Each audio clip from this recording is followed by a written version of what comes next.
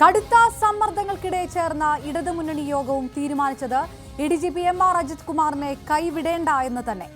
ADGP RSS കൂടിക്കാഴ്ചയിൽ കടുത്ത അമർഷം പ്രകടിപ്പിച്ച ഘടകകക്ഷികൾ പോലും ഒടുവിൽ മുഖ്യമന്ത്രിക്ക് വഴങ്ങി. അന്വേഷണം അവസാനിക്കുന്നതുവരെ നടപടി വേണ്ടെന്ന് മുഖ്യമന്ത്രി നിലപാടെടുത്തെന്ന് റിപ്പോർട്ടുകളും പുറത്തുവരുന്നു. പോലീസിലെ RSS സംഘം സർക്കാരിനെ പൊളിക്കുകയാണെന്ന വാദവുമായി PV അൻവർ ഇന്നും രംഗത്ത് വന്നത് സന്ദീപ് ആനന്ദഗിരിയുടെ ആശ്രമം കത്തിക്കൽ കേസടക്കം അട്ടിമറിച്ചു എന്ന് പറഞ്ഞുകൊണ്ടാണ്. എഡിജിപി RSS നേതാക്കളെ കണ്ട ഇന്റലിജൻസ് റിപ്പോർട്ട് പൂഴ്ത്തിവെച്ചു. അതിന് പിന്നിൽ P. ശശിയുമുണ്ട്.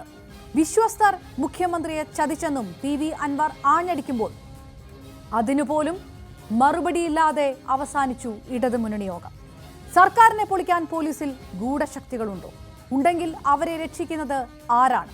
ഒത്താശ ചെയ്യുന്നത് ആരാണ്?